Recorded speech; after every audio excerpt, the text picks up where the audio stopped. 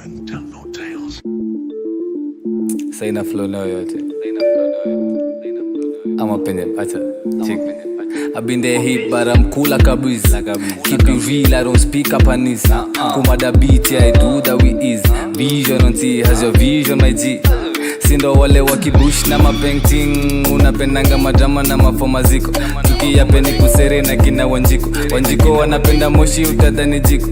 When I feel I'm going broke, I go get a bag. Flip it double bubble, put it in the stash. Your girl says she wanna meet, I just started bet. There's something about my dry jokes cause they get wet. But najisidae niko easy. Pour me a drink kanyagi days. Nimejipina kating nika freaky. She brought along her best friend, that's a 3-way. I'm always in my head antisocial. On our biz beat I go local. Man I do it for the fam, for the bro. In the trap serving on the low. Head antisocial. On our biz beat I go local. Man I do it for the fam, for the bro. In the trap serving on the low.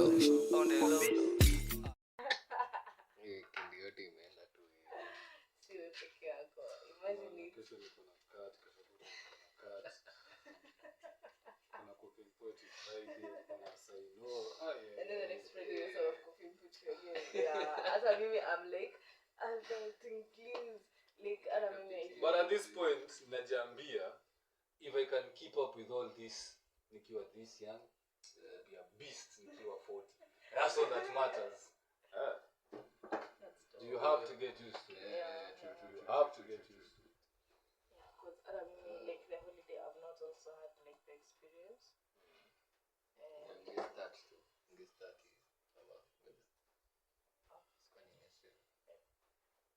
So I've not had the experience of like the holiday. So I just been up over and about.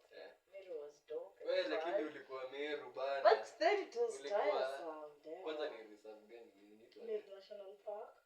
And then we like to the animals and all that. And then She has some interesting things to say about that. Umezita what bucks? water bugs. Water bucks. Yeah. Tell them. Sasa tunaanza katikati. Okay. Initially. Unaweza waanzia from mwanzo basi. Okay, for me initially, I was shocked that I never realized the difference between the national park, the reserve, and all that. But I would say like never confused the two. I expected like to Leona Simba ako fenced around. We just there watching him and taking photos like back in primary school when we were kids. But it wasn't so. Like it was just the whole park. We took the drive and all that. It was fun, and we saw a lot of elephants. They were huge. And then the guide was like, when you see a male elephant ako peke yake, he's just having his moments, like away from the women and all that. Be like a male elephant. Something about the elephant. Najua a friend of mine, baba yake ashaipatana nazo akihome. So kuna vile elephants alikuwa anatuambia ziujua nyi waseni binadamu na tunawaoneaga iti nyinyi. Like another animal ikipass by hainanga ngori, but once binadamu anakam iko like inawafukuza yani, na si ati iko na ni ile tu haiwapendi Kama iko conscious about character yako. Kuna vile inajua binadamu hiyo design. And I tend to think that's why like tulikuwa tunaambia kuna zingine as we were going, it was a whole zilikuwa mingi hard. They like you have to stop and like be silent until zipite. Like you have to wait. I tend to think that's also the same reason. Yeah. Because hata ukienda hivyo moto one day there's also that experience. Ukipata nazo yani iache hata kuguruma until simalize. Even hata ikienda at its own pace, you have to let it. But what about a buffalo? Like we were told that buffalo nayo ni kukupiga. Yeah, Like Itakuraruwa. Na hipo pia kuchiu kukutafuna. God, talking about all that. Na ikukula. Yani ni ile tu iko na tu. What? Iko na tu bana inakupiga inakutafuna. But nakwanga I don't know, zinakuanga gentle creatures. Nini ama hippo? ama ni until uziprovoke. Hapana, hiyo itakukujia. Wala? Hiyo itakujia. Kwanza, alafu ujue hippo kutoka kwa umbali inakagakaa ng'ombe kaida. Yeah. So utajua kwanza. Alafu ikikaribia, unakuwa like wait. Na yu agana mbio. Na yu waga guy. Kuna mse that friend amepata friend beshangu amepata baba yake amepatana na elephant na hippo. Sasa tuseme hippo alipatana nayo mahali kama hapa anajaribu kukuja ploti yetu mahali hapa juu. Ilibidi amezungukie hivyo apitie Moringato arudi na rive hivyo ashuke tena ndio akuje mpaka huko. Imagine uoga. Ni mzae buda. Like ujui pale zinaweza kuwa once umespot moja kwa hiyo area ujui zingine. Yeah. Inaweza kukimbiza ikushike. Even like as we were going, kuna zinaitwa nini, I don't know, some cables that zinashuka hivi chini za ku prevent the elephants like kwenda kwa nini za watu. Okay, you see like kuna place to Fences, electric fences. not really fences, because gari ilikuwa inapita na sketch kigonga gari. Ni ma cables tu zimeshuka na waya. But ziko electric definitely. Yeah. So ikiguza gari ni mtapigwa shock na insulators. But animal ikiweza pita hapo inashokea. Anyway, we also learned about elephants like the muscle. There's the Asian elephant, Asian and Australian sijui, and the African elephant. African elephant muscle yake ina resemble map of Africa. For real. Java. Akiwa live. Uliona? For real, yeah. Niliona kama map of Africa. One of it I looked at it and I was like, to be honest, its ears kinda look like the map of Africa. Kind of. Let's say kind of. Ni kama vile unaonaga clouds. Unaweza toa shape fulani kutoka kwa cloud but it makes sense. But they were like, that's how you differentiate like between the two elephants. And I'm like, yeah, okay, I don't know, but I just had to look at it as another angle. Then the hippo, imagine it can be in water for like 15 minutes. Bila kutoka kubreathe. It has a hold its breath for that long. Yeah, and that's we were told like if you want like safety usikaribie kwa maji kwa sababu kwa maji kijificha you won't see it. It just pops up, so you went away from maji. You lie down and upande mti. Yeah, I don't know what else. Giraffe, its heart is 11 kgs.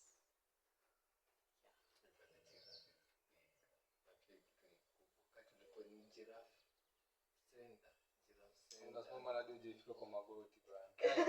Like si tuko huko juu, like mko kwa balcony pale mnazifidia. Na balcony yenyewe iko high. Iko super high. So makes but still it's like Bazuka kama giraffe. Zuka majestic up close. Giraffe inakanga ni kama it's royalty. This was zebras. And then we were told, okay, I don't know. Okay, when you walikuwa hapo next and the seat behind where the guide was, they happened to be doing tourism. So these stuff, wanazijua like in details. So some of them for me, I don't have to like know scientific names like for all these. That's just like listening. So they were like the cheetah that there's the spotted cheetah, and there's also the striped one. So the striped one doesn't limp and it looks nice, ni rembo. But the yenye spotted, it's one of the ugly 5 animals. Remember kuna big 5. There's also now the ugly 5 now. Haina iko hapo. Yes. Nasikizi mahaina ziko kila mahali. Not the cheetah, sorry. The striped one and the spotted one. Remember that story of the zebra like Babarangi? And then I don't remember that story. It used to be in Aina za Hadithi, okay, in Swahili and English. Back in 844. Yeah. We have some young viewers about this. Just for fun. So the hiyo niko striped niko ni gani sasa? Hata Umesema spotted ndo ugly, striped ndo inakaa. yes. And it doesn't leave. Something like that. Oh, it doesn't leave. Yeah. But they are ugly motherfuckers. They never fucking ugly. Unaweza penda kwa range ama ward somewhere close to work close na national park. No, just go and explore and get back. But being the first Hata unasikia hata kalistuka kuona. Yeye alikuwa anaexpect kuziona kwa cage. Ulikuwa unapata kwa road kule. But it was fun. Kiasi kuchangamkia. So the elephants know, I was like so more concerned. And machita zikikuja juu zinakuja kwa road zinakuja zinawacheki. but they didn't do that. But then I was like, in that moment you're just like, what if like something like that happens? And then you see and then you see like the baboons and all that. And then I remember like back in primary school we used to told, oh msifungue dirisha, they always come for your food. And then and then now they're just sasa unajua kwa they're like quite a distance. So the whole window iko open cause pia watu wengine wanataka pia kuona. So just they're like, sasa kanaweza kuja tu hapa karuke. Kakuja tu sweetie. Kakuja tu hapa karuke. I'm just there like looking at those moments. But it was fun thinking of nature and how it operates. It's just on another level. Yeah. It was so fun. How nature works. There's something you haven't told them about the water parks. Oh, hey. I mean, it's important for our people in their 20s. Okay, so there's this place we like met water parks and they were a lot, like zilikuwa mingi. So our guides were like, there's only one male hapo. Then kila mtu ako like, hey, ako nao shuri zote, like aje sasa. Because they were a lot of, like zilikuwa kitu 8 and one male, something like that. Yeah. And then everyone was like aje sasa, like how will you even have all that? And then now the guide was like, it's only the strongest. How can you have all that aura? There's a word he used, I don't remember it correctly. Alisema no, the strongest is the one that gets the babe, but hizo zingine the weak ones zikokuwa zinajificha, just observing, alala tu kidogo hivi ama just something, and then they'll be in like to attack and have their moment as well. And we're like, damn, like really, and then and then we'll see them like from a distance, and then we're like, you can see like the other males. As of sai right now ziko tu hapo zikipimia. Yeah. Like honestly. Hey, it sucks to be there, man. What a miserable life. Shit. Fuck, don't be weak. No, to that. The same law applies and it was human beings. Hey, do anything but don't be weak. Better do anything. But it was like such a revealing moment. Like seeing that like in reality. You know, if you like mentioned it some mahali kwa episode, I don't remember which episode. And then I was seeing it like in reality, I was like, wow, like it's real. And also seeing the elephants like zimejikalisha tu kwa mti tu peke yake, enjoying its own company. You're just like, wow, like really, you see. Yeah, and then tulienda tukafika Nyeri na hivyo tukatokea Kitui County, but then now we still like came back. No, the park pia ni kubwa, 800 and something kilometers. So it's kubwa. So when you go like to the Kitui side, it's called, I don't remember the jina, something. 800 square kilometers. Hey, the country in Akota is really good. Oh, now let me tell you, when now the guide started talking, kuna mtu alikuwa hapo wa tourism, he's so deep into tourism, like ile kabisa, and junisha ikuwa nae bado another trip, so I know. Alikuwa like anaambiwa how like place kama kina Amboseli, they make millions per day, and also, yeah, but then the government doesn't like unaona wako just aje sasa. So alikuwa anatuelezea like for example giraffe like wao kama Meru wanaweza kuwa na mingi but elephants no Amboseli wako nazo mingi or the vice versa. So unapata like kuna ile Amboseli is way higher but kulikuwa na something about hotels. So see obviously like wazungu wako around. So when there are like nice hotels mahali hapo karibu pia inaleta revenue.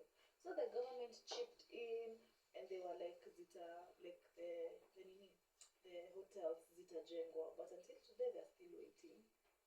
You see, so some of the foreign investors, there are people who are willing to invest. Some of the investors came, they checked nini, but sasa amwezi anzisha kama whatever the contracts are not signed, there is no that approval. Na so gavana wapuzi wauitisha za macho kila time. Exactly. So that is how you find like haileti pesa as it should be bringing. You see, but in real sense like alikuwa anatuambia there are parks that make millions like per day out of like all those visits. And you're like, damn. And there's just nothing like government doesn't see like this is some wealthy gold we should invest but in. But tourism iko pale juu. Kwa sector zenye zi generate revenue. Yes, but then they're not like checking it in deeply. You see, because circle there is a way here. Okay, I'm saying hadi kibe kesa shay point it out once. Unaona kama Diani ama hizo coastal areas. Hatujafanya much kuhusu like marketing destination hivyo kama vile countries zingine ziko hard Ka Rwanda. Ku market tunacheki. So like there's marketing. You can't market shit. So you first have to work on the product for you to market it. So working on it no Japan. But I tend to think yes. The product is there, but there's how you present it. The supporting that comes there's how you present it. For example, unaweza kuwa na some nicely built cottages mahali secluded, zina maintainiwa, kuna maji, kuna internet, kuna stima mzuri, kuna chakula mzuri, unaona? Cause sasa ulikuwa like unapata for example the Kitui site nimeona nilipiga picha inaitwa Kora National Park when tulitokea sasa the Kitui site. So this place hakuna like the net service. Like hakuna net ya Safaricom ya anything like. Sasa unaona sasa si kuna nini inaitwa aje? Ya Elon Musk. Starlink. Yeah. So imagine kwa kila park kukeza kuwa na Starlink. Because I think because there was wazungu that were there. I'm sure it's not expensive for like ni 80k. Ni 80k. But what's 80k to a place earning millions? Yeah. So like there was wazungu that were there like I looked like the model of the camping they might need it. Unaona si tumeenda siku moja tunarudi and all that stuff. But for them they were even there fishing because we met the wazungu on the Kitui side. So they were there like doing the fishing and all that. They had those security tour at a certain time. So you look they'll be like they would want to record this and share it out. But sasa there's no net, there's no place to imagika and all that. Hadi kunafaa kuwa na like constant photographers employed by the park. Yeah, videographers. It was just like niko sure these boats ziko neglected. There were no boats. So wanaenda fishing nani? Ama wanaifanyia kwa bank. Cheki. Ikikam ni tents, kunazo zinaweza provided na park. Because park inafaa kukuwa na some nice tents and sleeping bags for camping hata ni za haya. But ni fiti you maintainiwa vizuri kwa okay kama ziko they're not maintained because kuna place tulipita akasema that's the camping site but then there was one tent that was there I guess ilikuwa tu ya maybe kuonyesha that was like if at all this park has these tents they're not well kept so if they happen to be they're not well kept ama ni zile zenye unapatanga like uko hizi unazitona huko chini zimejaa vumbi and all that so yes some of this organization you need young blood bana but they have the gonna the ideas and actually like but tulitoa mambo ya sambaza Ilikuwa nilete ile mambo ya tutasonga hadi mbele tukiitikia bado kukalia sambaza. Yeah, I was Tofauti yetu looking zilitolewa. at nini, what is the thing? Because kama Kitui, there were nice like animals that were colored. There were like weird lizards. Okay, si lizards zenye tumezoea kwa nyumba. Mpaka wenye walikuwa huko, they were like mtu ameshindwa kwenda choo because of this tiny stuff. But then it's colored. It has red somewhere. Kuna ingine niliona ikirukaruka, it has blue and red. Really? Like lizard. Si Inatisha kubwa nani? sana hata. But the colored part. Anything like, in the wild. Is it even a lizard? Like are you First sure of all, it's a is lizard? it poisonous? Yeah. And then ako like sasa yeye anaweza ishika ni bebe unaogopa kwa nini? And then I'm like Wewe unajua mimi sijui. yeah. Alafu kwa in the wild huko. And then they have taken there's such a place. You see they see stuff, but then ile traditionally not ya mawe. So they like zimekaa tu hapa na yako tu hapa like not worried about it. Zinakuja hadi hapa kwenye hapo and that's okay. But then for us when tunaruka they're like we need more tourists because now that's where like kuona venye mnaruka and telling you it's not even harmful. It's also something else. But Kitui is extremely hot. Like I don't know. It was just extremely hot, but it was fun. I would say that. But pia kuchoka. Hiyo safari wasn't haba. It was a long journey. Yeah. And obviously find a way to get the fun. Mlienda na class. The tourism club I didn't know and all that, yeah, but then with the school mates and all that. Yeah. And I look at how like the river enjoyed the moment because you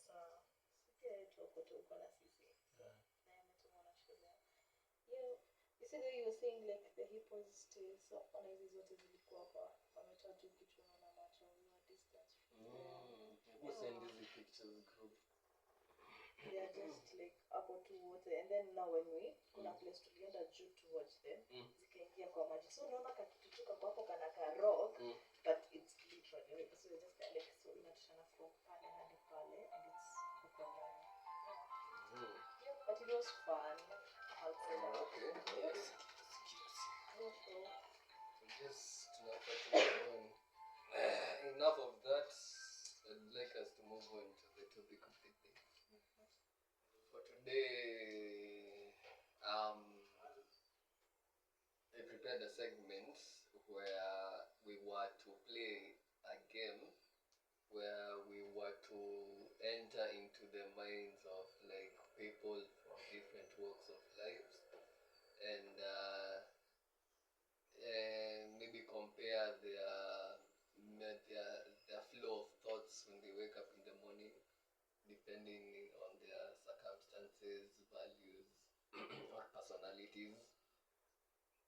Kama anaweza chapa demo kidogo, let's say for maybe a president, anaanzanga asubuhi yake na maybe security briefing at the whole country, which is done in like maybe 4 a.m. or something. So ebu jaribu tuingie kwa mind ya prezo and then compare yourself to like you studio comrade wa Dikut ama Nyeri type pale huko. Wewe kile kinakushinda ni projects like, kama sasa hivi nimesumbukana na project mbaya sana. Hii weekend yote feel the effect of the holiday. Unajua jana nilikuwa on like nalala na 2 hours intervals. So nalala 2 hours ndio at least nikiamka mind iko fresh design na code. Alafu ni maybe nione error sikuwa nimeona before. So I was thinking maybe if we compare the different thought processes of like various types of people tunaweza maybe it can bring insight or some nini itagwaje epiphanies in your moments ama life yako. I don't know, maybe it will help. Stay tuned. Tuanze na wewe this is the demo because should be back in a few. Yes, sir. What okay, let's start with maybe what role do you feel you would go for?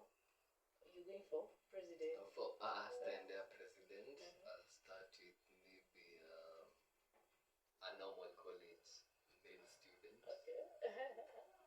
So I'm betting he'll wake up late. Tuanzia hapo. Obviously. He'll wake up late. Yeah. And maybe afikirie what's up for the day. He has to attend some classes, I'm sure. But I'm sure what he's anticipating for the day is maybe like there is a party at the end of the day, maybe in the evening. Yeah. That's what he's looking forward to. So I'm sure he's dreading the classes as we speak. Akingoja jioni. Nini ingine inaweza kuwa ikimsumbua asubuhi? Probably assignments. Na si assignments mingi juu you only have 7 units and I'm sure si kila siku unapatiwa assignments. So maybe 1 or 2 assignments na zitaangaliwa next week. So he really doesn't have much going for him to say, and put it like that. I'll go on and maybe compare with maybe a CEO tech startup. A minute before we get to there, can we start with on the same lane? Can we do it with now a student who maybe has to like work, as in shule and work, and then we can go to the CEO. Can I? Okay, just you'll go for it. But I can do it just. I didn't have maybe na yangu. You're actually there. Yeah, I'm actually there. So okay, for my neza describe ya tuseme leo. So today, jana I slept at around 12 midnight. Ndio nidos for 2 hours niamke 2. Ndio nianze siku yangu mapema at 2. Unajua sasa shida hizi code my projects. I feel like nikianza 8, I don't that time simple. Unajua unaweza spend the whole day ukicheck errors. Yeah. Like you can spend the whole day and actually accomplish nothing. Yeah. Ni error tu imeshinda ikisumbua. So I feel like nikianza siku yangu mapema 2-3 inanipatia like hope maybe I'll have the time needed to like accomplish what I'm supposed to do. Yeah. So niliamka tu and nilianza na kucode obviously. But I was thinking of how we are going to meet with you guys as early as possible. We shoot the pod and still have enough time to meet with the group that we're doing the project with, and hopefully finish the project on time. Design yani tunaweza enda home maybe 5-6. We get to like enjoy some free time hiyo siku na tulale vizuri. Yeah, so like I'm trying to cramp up all that. Design yani ita flow vile nataka yani. I don't want to spend another night transnighting. Yeah. So that's what's weighing in my mind. Yeah. For who? A CEO? For a startup. Okay, I'm sure maybe anaanzanga siku yake na akiwa pumped up for maybe a new product that they're working on, but at the same time is probably anxious itafail juu wako na a lot at stake. Yeah. Kuna shareholders nini, deadlines. Yeah.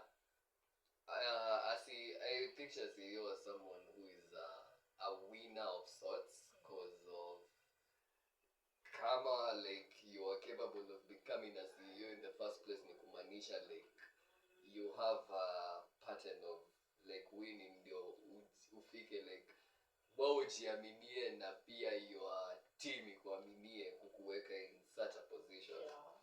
So akona maybe winner spirit ama warrior spirit, he gets things done. So yeah, I'm sure for such a guy, he has a lot in his mind, because lazima manage team, lazima look at the progress of the project. For that day lazima juu kila siku like kuna vitu mmepangia every single day. tasa hii siku azizipili siku. So he must make sure like manage everyone. Not just he anafanya directly, it's the people who are doing the project. And people are different. Na waseni different. Yeah, Kuna wale lazy. Exactly. Mtu haelewi ako. Maybe you, okay, for example, okay, let's use like maybe the pod. We like talked about thumbnails and then we like talked about the writings. You see, there is that what view I have and there's whatever view you have. Exactly. So when I explained it to you, kuna chenye we ulielewa, chenye see whatever I explained. You see, so there's all that. So you get to like thinking about it. You're like, it's a lot, but the way you handle it, I don't know. So, Mimi naweza sema hivi, especially okay, kile mimi nimeona like what we did. I guess this is the first project we are collaborating as a team. And what we did, the first time tulipatiwa project ilikuwa on Monday, Tuesday. So, before we started the project, hatukuwa tunajua itakuwa na a lot of matashwishi hapa na pale. So after we started around Wednesday, ndio ikaanza kuwa noma juu like the errors are coming in. Wase some people are lazy and kuna this guy who must finish the work first before the other guy starts. Before you know it, you're close to the deadline. So yeah, okay, for a CEO mwenye anarun startup, I'm sure he's dealing with all those things to manage, making sure the tasks are completed as per the deadlines. I bet it's a lot. It's a lot. Tulikuwa kwa ile topic nilikuwa ni nini? So nimesema ya normal male campus student na mwenye hana normal male campus student inakaa kwa interesting. What have you said about it? Nimesema probably akona classes akiamka asubuhi na John afa kwa attend class hii na hii. Probably amemka late. Na atamisi asubuhi na maybe ana anticipate party sherehe jioni. So hiyo ndio ana look forward to like the whole fucking day. Hiyo ingine ni like campus student mwenye akona things going on kama like kwa tacho tunashoot pod at the same time. Wewe unaona vitu zako. You have music, you have school, you have to study. The campus life is not normal at all. We were weighing like between the two. Give us your side. Yangu yuko spontaneous hadi stop come. For me, okay, timetable iko defined. Definitely. Classes ziko pre-organized. Ndio. But business yangu na anything concerning music is a whole different thing. Naweza kuwa nimejipanga niko na tarehe ya 8. I still have to work out. I'm a bachelor. I still have to clean my utensils. I still have to cook and everything. So asubuhi nikiamka on a very productive day. Nikiamka say my prayer first. After you drink some water. After you make sure kenye nahitaji for the business iko ready first. Then nioshe vyombo. Then niende gari. Now TQ come. Nikianza kupata phone constant katikati ya gari. And then nikuwe na lab after that. Na hiyo space ya katikati ya daru na lab kama 1 hour. So it means kama niko na orders tao ama beyond tao. Nisikize what's important. Ni deduce. That's enough content for today. Doesn't matter whether leka amemaliza ama hajamaliza. Niende. Jaribu kutumia hiyo space hiyo 1 hour. Nimalize errands nilikuwa nimebakisha, nimake orders, alafu nirudi kama niko na lab, which will mean definitely nitahave kubeba boots na overall. So nitembea na a couple of kgs kwa mgongo na pia maji. I constantly hydrate. And then after that, jioni jioni sasa ni purely usiku when I'm having my leisure time zaza. I write a song. I write a song hivi, or maybe go through zile ngoma nilikuwa nimeandika before ndiko. Na before nilale sasa ni go over sets za siku. After sets za siku go over maybe assignments nahitaji kufanya. After hiyo take time kushukuru ja na katikati ya hii yote nikimedi yote naanga nikipika. You definitely mimi upika kila day. On a daily I don't eat outside at all. The last time nimekula nje mimi as a meal yangu mwenyewe kwenda kwa hoteli ama I don't trust food yenye sijapika. Plus niko naanga na preferences zangu. Situmiangi cooking oil, situmiangi seed oils. Anajua every other restaurant tumia seed oils. It's just how I cook. Then there's the amount. Hata niende nilipe chakula ya tuso, tuseme kama kongomaito, ama base kama etwaje. Kuna hii base ya pork. Yani saa hiyo ndo nasema azimio ni chakula mzito. Hadi ya tuso, honestly speaking, hiyo tuso ningeamua kwenda kujibaya nyama mimi mwenyewe. Niende nichune mboga zangu. Katikati ya siku una productive day, bado nita have kuwater all these plants. Plus mboga. Sasa kama niko na mboga zangu, unga niko nayo yangu nimeenda nikasirikisha na tuso. Definitely. Nikienda nijibaya nyama hiyo itakuwa more food na more food. So that's a typical day for me. And let me ask you, do you feel like you're doing too much, or how do you? So actually na feel kama nafanya kiasi. Mkiweza niuliza. Because nafanya kiasi juu. For example, sahi sina ndai ya manduthi. Unaona, ningekuwa na ndai ya manduthi, ningekuwa na save time. Ningekuwa na do more in a day. 2, I have to sleep for 6 hours. If there was a way that I could sleep for 3 hours, then I was satisfied. Hiyo inamaanisha ningekuwa na 3 more hours za kudo something. Niko na shule lazima niende. Unaona? And maybe hiyo daro huo muda ameenda tu akatuwaste ya time. Bana. So nakuanga ni obligation, yes, but goddamn, this is anytime ningetumia kufanya kitu kingine, at least hata kufua bana. Bado kuna kufua. True. So, I'm actually not doing nowhere close to doing much. Because I feel for the reason why we did a normal college student and a student who is at work, because there's some people who are considered relaxed, jamani. You see, Lakini unajua kama uko na mzaia na kuspoil, see, good for you. Wengine wetu kuna survive na God. kuna wametushikilia Akeza tuachilie hivi.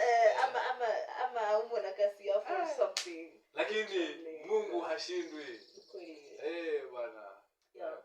So From another perspective, nilikuwa nawapatie ni ya Muay Thai fighter.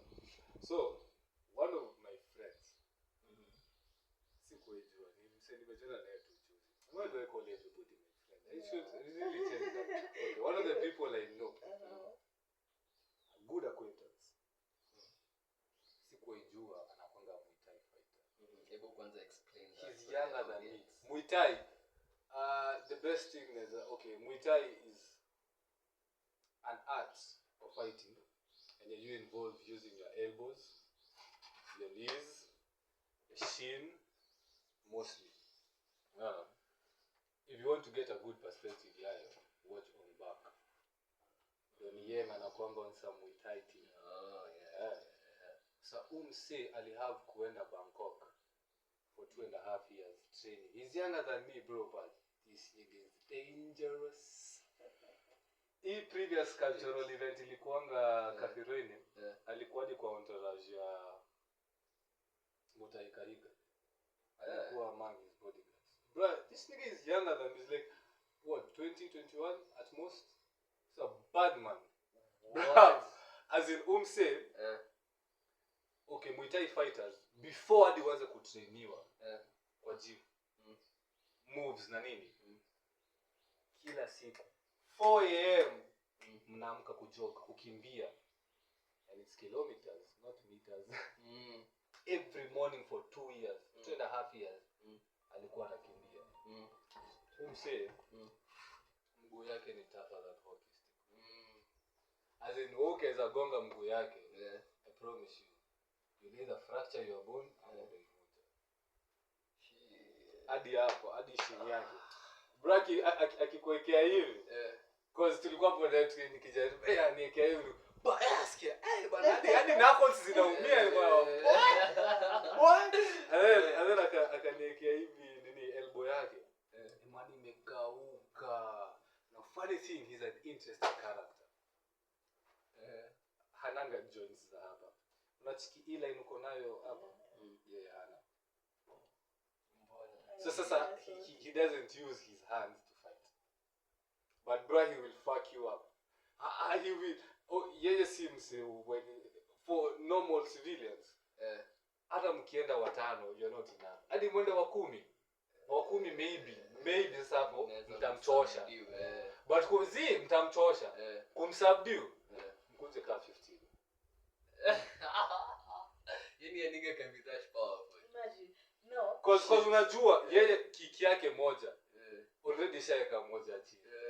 Wallahi as in akona tough bones bruv, as in what and I know some tough guys, but bruv kuna ile tough ya umekuwa tough juu ya streets kukutafu, and sasa kuna kuwa tough juu umekuwa ukitrain for it day and night.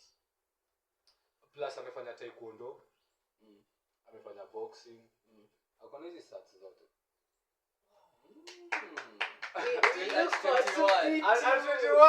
Unajua sisi ndio tunashina mimi ufikiria juu When did you start it? ama tuseme like at 21 umeaccomplish all that. Ai bana. Jadi kadi nilikuwa na kadi ya mazedi na naacha dini acha kwanza hivi ni wako na sasa amecheza chini sasa ako na busy ya PS. Amecheza down. Ako na kabizi kapia. Ako na busy ya PS. Ametulia. Alikuwa na time nyingine hadi nimesikia kumuuliza. Bro kwenye ma PS ziuibiwa. Lakini hata nichapio story niko na wewe hadi hawezi. Hata usifikirie maneno wewe. Usikie msali alikuwa ananiambia wewe team fulani wameenda wakapatana na makarao wawili wakiwa na mabeshaka amelewa. Mabeshaka wamepigwa makofi nini karao kumfikia kaambia karao cheki kabla uniguze pede kama acha nikuonyeshe sasa wao. Mshawaambia cheki kama unataka kunipiga sawa nipige, lakini tu agree nikiwapiga mtakuwa mkiniita job kuwashikia criminals. Mkinipiga sawa nipelekeni ndani. Walikuwa wawili. Ausikii kutoka hiyo siku hadi msumbuangi. Hakuwa na ID hiyo siku. Walikuwa nakata. Na ninakwambia ni mavijana. Yeye hakuwa na ID. Hadi watembeangi na ID. Mbona? Sasa anybody anapatana na yeye. Sasa hakuna haja yani. Sasa alianza kushikia makarao criminals like The police were just they raised their hands. Because it can't sign dear to the devil. I mean. Bro, as in umse ametulia design yenye vini. Nikaweza kuonesha yeye na nikwambie si hautaamini bro. Hautaamini mse mwenye kwa street hadi unaweza mtusi bila kujua ni nani unatusi. Some of the most interesting characters of wamecheza now. Still kuna best yetu fulani. Is somebody else I know, a surgeon. Kuna mtu mwingine najua. You are a surgeon. But bro anakonga amecheza chini. Ako na hadi hosi yake. Ndio ujue. Ako na hosi yake.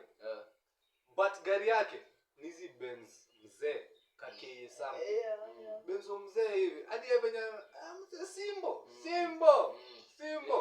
But umse ni G. Umse ni G. Chikio story ndo nakwambia. Yeye kwenda kufanya surgery like after tumetoka sherehe. Still another time anasaidia boys wetu kuhama. Wamehamisha vitu the whole night. Sasa ni huko masaa 9 saa 10 asubuhi. Akapata space ya kulala for about 20 minutes or so. Kidogo apigiwa simu. Tunakuhitaji. Kuna mtu amekuja na anahitaji heart transplant. Umse hajalala hadi for long. Najua anafaa lock in. Wow, I mean. Nana Loki ndo maana saa hii mkiniambia doing too much. Bro, we ain't doing nothing. And let me take this on the perspective that surrounding like gypsy. Cause let's say for example, from my point of view and whatever we were talking like before the pod, kuna watu wanaona we are doing like too much. You get for you translating like before all that. For me being at work, attachment, I'm doing like too much and like channels, YouTube, editing and all that. For you, music, school, job, you see. But for our surrounding, unaona vitu watu wetu wanafanya. I guess Mimi ndo maana sitakangi small pond. Ndo maana sitakangi kujisurround na acha sema wasi age yangu. But sana wasi wa kampo first of all. Wasi kampo na kuanga very yes nimesoma. Lakini how is your education helping you? Jumnika sana unga blind. True. So acha au ni zambi. Sasa kampo zambi. Wasi age yangu wenye bado hawajajijua vizuri. Hao nao watakupull down. Bro, when you start looking at people who are ahead of you, people who are smarter than you, people who are wealthier than you, realize if you want to get there, hey bro, It's a lot to do. A lot. And for me, I'll say at times you look at things you're like, kumbe it's not even a matter of age. Cause I mean, there was a time I was like, older people, quite older people than me, we happen to have like nice conversations. But say to the taekwondo guy is basically 21, 22. No, younger than 20. Not wrong, probably up around 20. Exactly. So for me, we are kinda mahali hapo na you see. So when I meet that person, I'm like, I look at it, I'm like, and the good thing is that pressure is like a good pressure. You see, it's just like, so maybe I was feeling overwhelmed and all that. So you're like, kumbe I'm not badly off. Because you remember when we were starting this, that time you said, you told me that time, they feel you're doing too much and you're too young and you're a baby girl, you can easily get things done.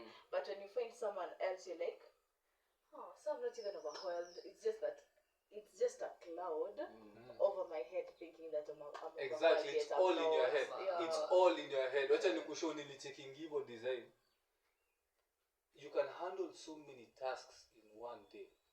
And if it was a very productive day, and if you are doing something and kama kila kitu ulikuwa unafanya throughout the day, ni kitu yenye as in uko self motivated kufanya, gravity utakuwa umechoka by usiku. Yes, your body itakuwa exhausted, but your spirit itakuwa alive mbaya. Hadi ndio inapata momentum. Even more ina nini. And I feel you'll sleep vizuri. Hey, like a baby. Yes. So in the jungle. Hata ukisema like story ya kuchoka, maybe you take your shower and then sleep, you'll just be like, wow, today we're doing it like yesterday. It's not that hard. And we were talking like before you came about how getting things done, like we've been writing them down. And then he says, if only I remember to carry my notebook. Like so he wakes up, writes like the stuff to do, like kwa siku. And I've also like been trying to do that. So I write them down on my notebook and naziandika pia kwa simu, kwa notepad as a to-do list. So I'm like, no matter how small it is, I'll write it down. I'll like check my email. Actually like some vitu kama email they pop up like on my calendar. So I'll be like check my email if there's like a new email or something, edit this person's LinkedIn account.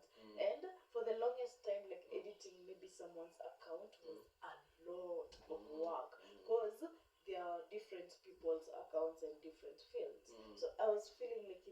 and I'll take like I'll end up kama kuipostpone na kwa bado sijamaliza kuedit account yako. Unaona?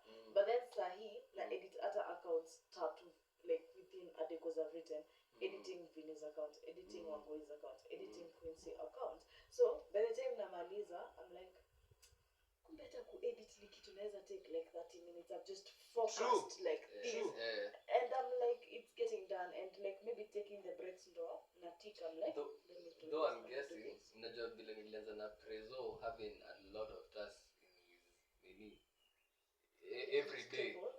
I'm sure pia inasaidia ku delegate. Unajua saa nyinyi like we don't delegate. You don't have the money. Unaona kama hiyo kazi yako hiyo kitu kingine nilikuwa nikwambie as in I could do more. Imagine if I had somebody to delegate some of my tasks. Imagine how much you can accomplish. Just kama hiyo kazi you already know how it's done. Nimekuwa nikiedit videos zetu already najua vile nafaa kufanywa, so nafaa tu niende nipate mseni mwambie do this and this and this.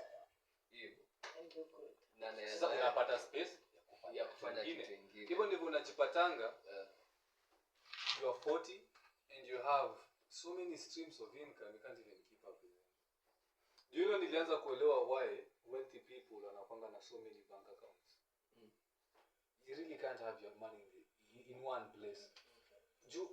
Vitu ni mingi sana.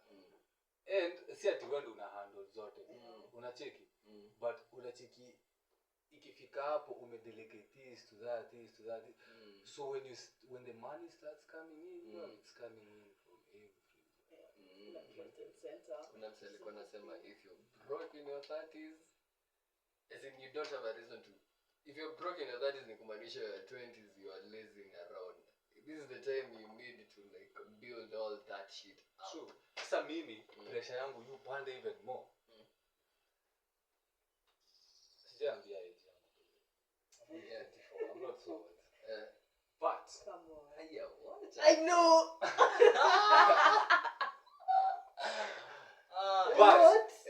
but people my age when naweza sema that's my clique. Well mimi nilifall behind because there are so many realities I had to come to terms with. So I had to take my time ya kujua so many things. But if you're broke between hapo 23 and 28, if you're broke, then you are lazy in your teens. Why am I saying this? Not a new laser. What should I be doing in my teens? Yeah. Bro, when I was 15, Bitcoin ilikuwa imeanza kugain popularity huko majuu 2013. So 2015 best yangu akakam. Mimi I'm not like from a rich background, but yeah ako well off. Sasa kama kali show bro, kuna mse fulani amekaa majuu nini na anatushwa kuhusu Bitcoin nini ukaweza kuwa na 50k tunaweza fungua account, tufungue wallet nini. At that time compared to sahi Bitcoin was cheap. As in if I had 50k then I'd be a millionaire for life by now. So time alikuwa ni show hii mristi. So tuko 15 tulikuwa tunabonga kuhusu Bitcoin. Hiyo time tulikuwa tunawaka hadi tulipeleka Science Congress. Nilikuwa na website inaitwa iDoctor. Niliona yeye aligo through nayo, in fact alikuwa paths. Inaitwa iDoctor ya kuconnect patients, doctors na pia suppliers wa medicine na nini through one website. And we had other things planned. Bado tulikuwa tunafanya yeye specifically alikuwa anafanya events, nilikuwa namsaidia na kuuza tiko na kuimarket. This was back in high school. Ndio. Then after high school tukaachana, nikaacha kuwa so focused and motivated because nilikuwa nimetoka kwa hiyo environment.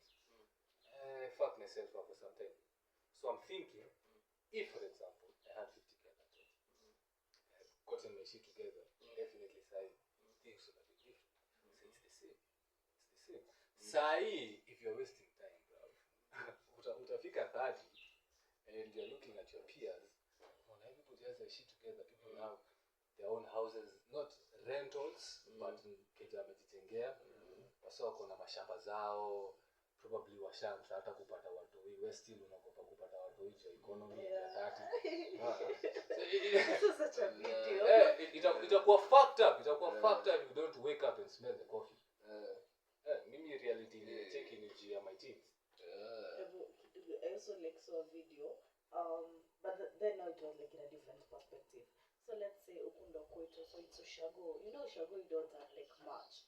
So this man ako like na achievement, ako like nilijenga ile nyumba lakini haikuipendeza nikaitumia kuweka kuku nikajenga hii. That was what was doing. But huyu mwingine like the peer amekuja, so he has like the Nikes, the G4s and all that. He has the latest iPhone, he has the latest cars. So that's now for 30. Yes. So ako like so when he akiangalia huyo mzee mwingine anaambiwa venye amejenga hili yake, hizi ploti zenye nyinyi mnaishi ni zake, anaambiwa ati hata ametoka shamba sijui ng'ombe zake. Walikuwa nasoma pamoja. Yes. Yeah, afu ako like ati ng'ombe zake sijui zina produce maziwa, ameenda kuziangalia akienda kuchukua mtoto wake shule. So this mwingine amebaki akiangalia simu iPhone, sijui gari gani ilikuwa mtu hapo next, and he was like kwani maisha imekimbia or something, cause huyo shapata watoto wamesoma, they're doing well nini, but mwingine bado ako like anakompare just there for the iPhones and the shoes. And you know, it's all fun and glamorous when you are 18, 19, 20, 21, 22, 23, 24. But once you hit 25, and some things zinaanza kufika home. Mimi zangu zilifika home. Zangu zilifika home nikiwa 19. Yeah, because at 15 bitcoins and then you Mimi yangu ili hit home nikiwa by 19. Bravo, already nilikuwa nishaambia mzae. Mzae ananiambia, unajua nilikuwa ninaambia bro, mimi natoka hii keja. Niji nini nafanya huku?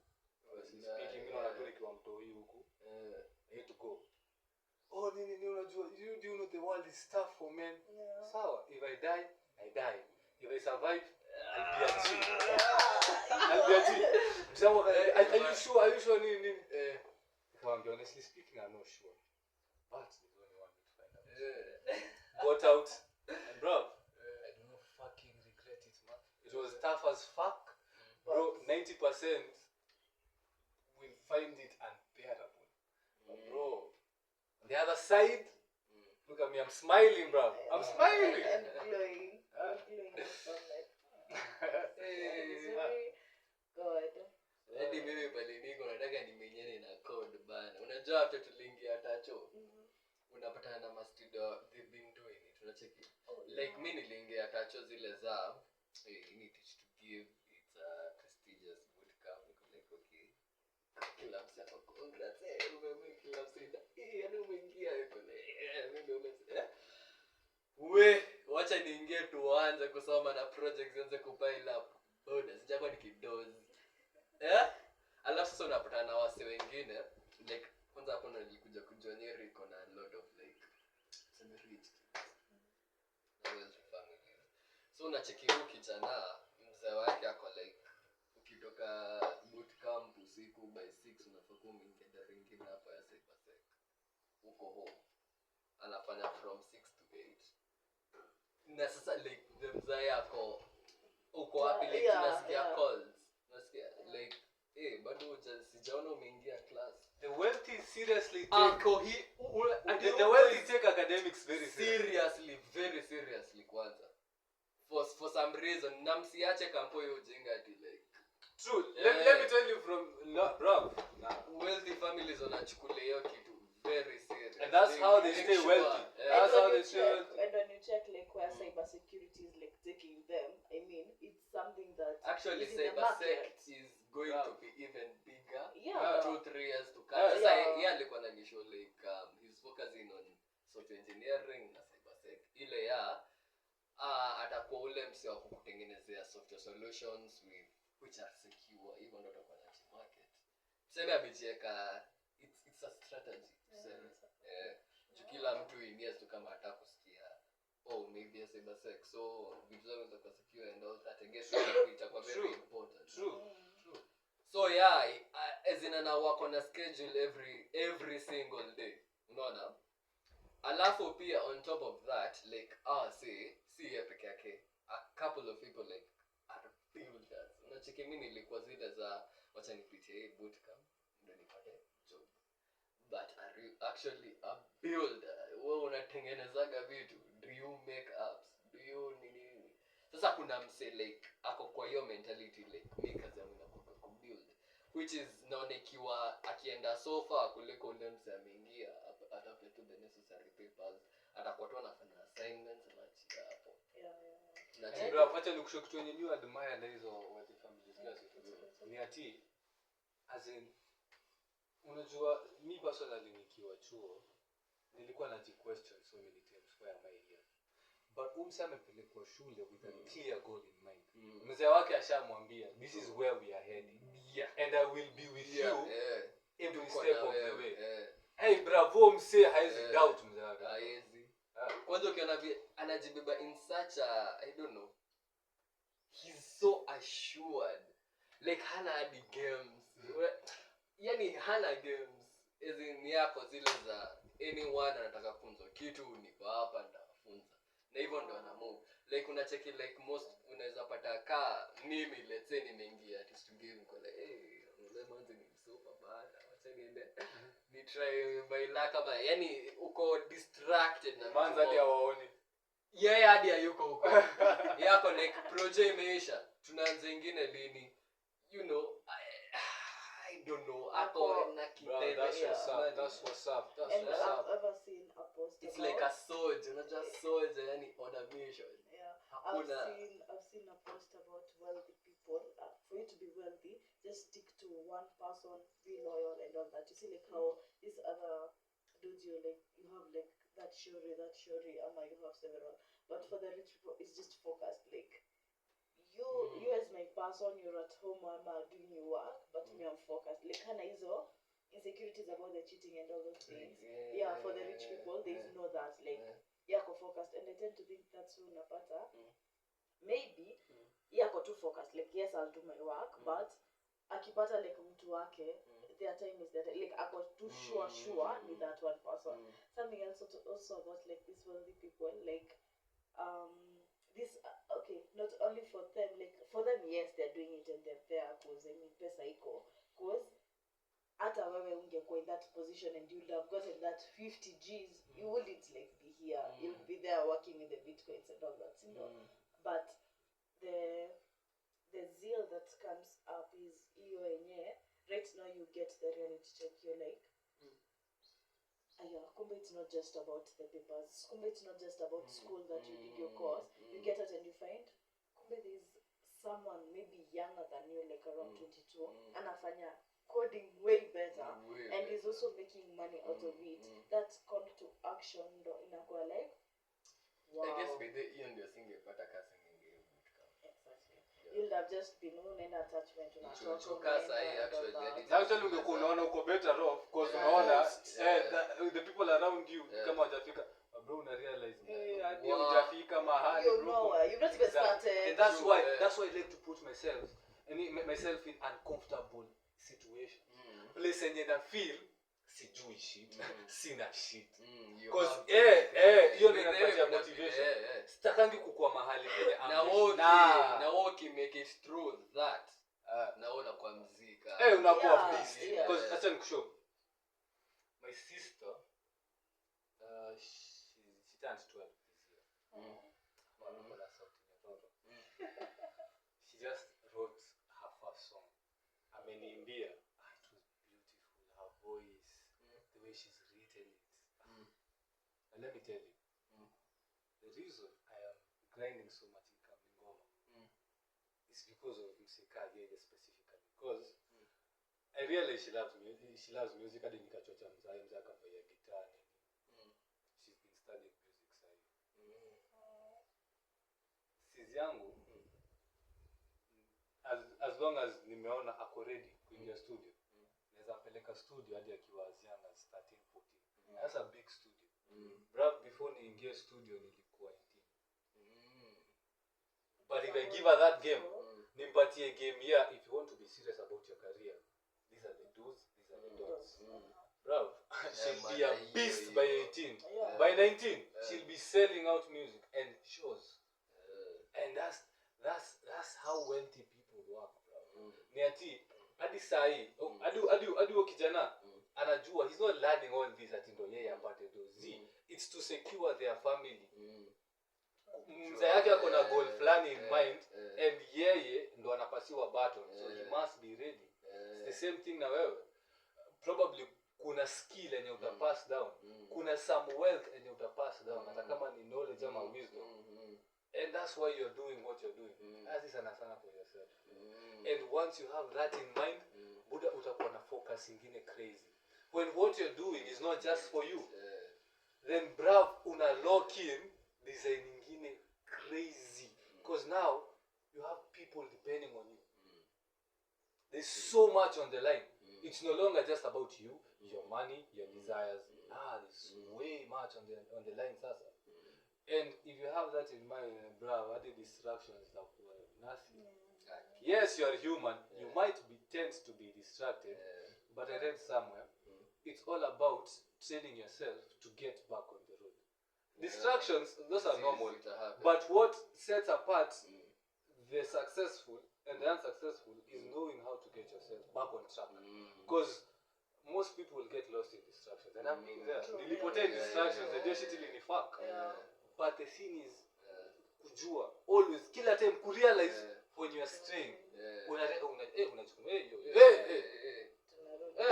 Turudi kwa njia. Okay. I guess with that, can we really add anything on top of all that? The best part. Imekuwa fiti imekuwa fiti. So you guys tell us what you think about it. Hapo kwa comment section unaweza tupatia your incredible stories about incredible people. Hata kama you're an incredible person, tupatie story yako. Because I believe everybody is incredible in their own way. Sindio? Angusha comment pale hivyo. Subscribe, share all this. Share the link. We are happy to have you on board. Hey, like we should like form a tribe. I'm sure Itajiform. Oh, with time. Okay, we need to introduce ourselves. I'm good blogger. I'm Vinny. Slim. Yeah. Bye. See you next time. Happy Mashujaa Day.